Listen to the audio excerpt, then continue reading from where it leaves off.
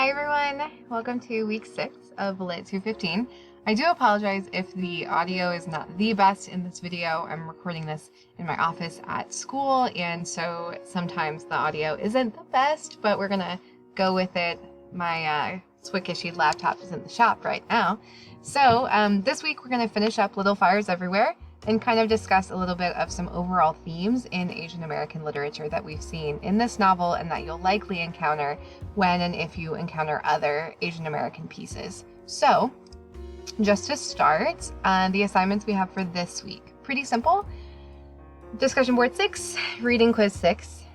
Those are the 2 assignments we have due by Thursday, and then make sure you respond to at least 2 people and those that respond to you in our discussion board. So I am seeing that a lot of you are giving one response to someone, but not multiple. So I do encourage to keep that conversation going as much as possible. I also want to encourage you to start thinking about readings for your literary project and to keep an eye out for my feedback on your proposals. I should get those back to you by the end of the week. Fingers crossed, knock on wood. And then you can get started with kind of gathering any readings that you like. So don't feel like you have to read an entire novel for this project. You can, if that's what you'd like to do, but you can also find short stories, a chapter of a novel, articles, an interview by an author. Any of that is also fine. So let's get into Little Fires Everywhere. I honestly feel like this book could be broken up differently than we've been able to do in the last 3 weeks, but this last section covers so much ground. There's so much that happens in the last 6 or 7 chapters of the book. So a lot happening, and you may want to give yourself a little extra time this week for reading. In this part, we do learn more of Mia's past, particularly about her brother's passing and this distance created between her and her family, largely because of her decision to be a surrogate. So I'm interested in what you all think about what this says about her family and the ideals that they have in the background they're coming from. We also see the actual custody hearing over Mei Ling / Mirabel. This is really a fight over whether the McCulloughs with more economic and social, what's the word I'm looking for?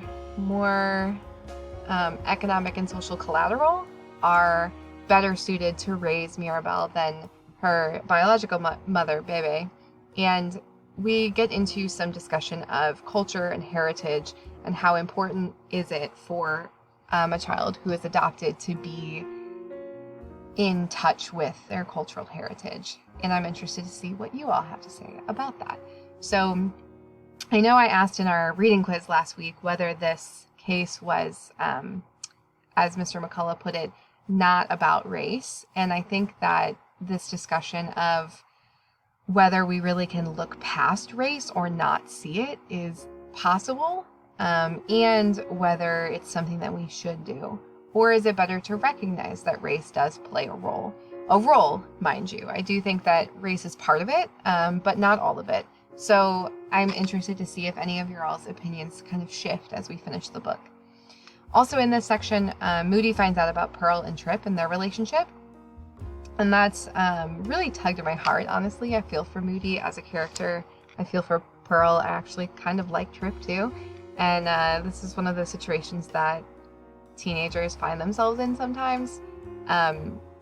Because of Lexi using Pearl's name at the clinic, Mrs. Richardson does find out about the abortion, kind of. And this really sets off a chain reaction of events that lead up to the fire at the end. Throughout this process, though, Mia ends up telling Pearl the truth of her birth and her upbringing, and Pearl's reaction to it, I think, is really interesting. She is not necessarily, angry, but more curious. And I'm interested to, hear what you guys might feel in a similar situation. I honestly don't know how I might feel. But I think Pearl is very mature for her age and probably knew something like this would be coming from her mom. And then finally, Mrs. Richardson insists that Mia and Pearl leave.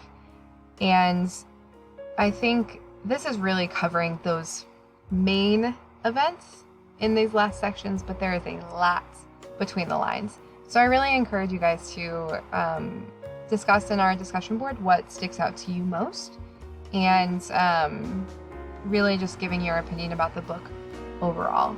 So when you're reading through this section, I pulled out a couple questions I wanted you to think about. First of all, this debate over Mei Ling / Mirabel is obviously really heartbreaking. Nobody wants to be put in this situation, either Bebe or the McCulloughs. And I'm curious to know who you all think should raise her. Should it be the McCulloughs who, like I said, have, you know, the money, the time, the resources to give Mei / Mirabel a stable home, and whether, though, being raised by parents without the same cultural background as her will have an impact, and how could we maybe mitigate that?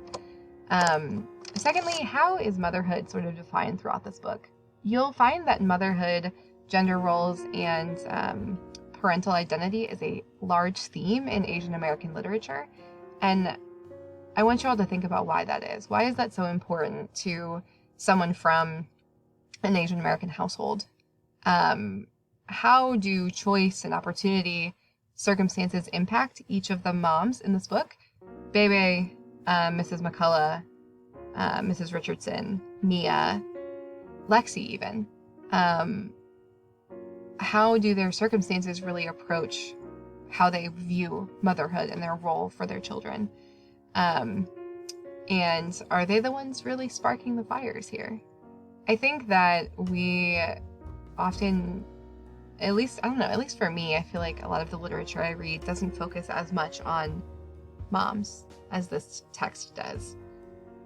And then lastly, not lastly, I guess, which of the Richardson children do you think are most changed by the events here?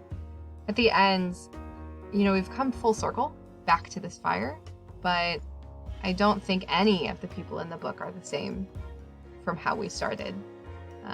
And then finally, this is a question that I'd like to really see you all consider, is how race and class are underlining the experiences of all of these characters. We really can't remove socioeconomic situations or race and ethnicity from this story, because if we did, these fires wouldn't be the same. So I'd like to have you all think about just in what ways are these attitudes toward race and class different or the same as they are today. This book was set in the 1990s, so not really that long ago, but I'm getting old and about 20 years ago. So I'm curious to see what you guys think about which of these themes are still here and how do we see them and why is that important. I wanted to pull out some themes from Asian American literature. We talked about this a bit a couple weeks ago, but I wanted to see if you can kind of pull out which of these we see in the novel, particularly the legacy of one's past and how we are shaped by and cannot outrun our experiences. Like I mentioned, gender roles and identity is a huge theme, one that will come up over and over again. The influence of discrimination, racism, and stereotypes on Asian American characters. The idea between wanting to fit in and be accepted, but always being viewed as foreign or different. And then the idea of home. I thought it was really interesting. I noticed that Mia, in a couple different occasions in the book, mentions that Pearl is her home. That Pearl, when she had her, was like Narnia and a place to be safe. And I think that's really interesting because we don't often think of people as our home. Or maybe I don't. So another sort of piece I'd like y'all to think about is, why would Celeste Ng write this story with the Richardsons as the focal point and the primarily Asian American characters like Mia, Pearl, Edling, Bebe and her daughter, they're sort of peripheral to this white wealthy family. And I want you all to think about the significance of that and why that might be important. Why would Celeste Ng do that? And what effect does it have? So when you're finished with Little Fires Everywhere, if this sort of sparked an interest for you and you'd like to look further, I have a couple other Asian American authors that I would recommend. Gish Jen wrote several short stories and also collections of short stories that are absolutely amazing. She is also a novelist. Jhumpa Lahiri is a Indian American author that wrote The Namesake and also a famous story called Mr. Pirzada Came to Dine. I really love her work as well. Chang-Rae Lee is a Korean American author who has written some incredible work. And then lastly, Amy Tan. This is a short list. These are the authors I have come across, and I want to encourage you all to keep expanding this. There are many more, and hopefully over the course of my literary life, I'll be able to encounter even more of them. Don't forget, next week we will be starting internment, and I would like to start our discussion of Middle Eastern American literature. So this is where our focus will move next. Please let me know if you guys have any questions over the course of the week, and I will talk to you soon.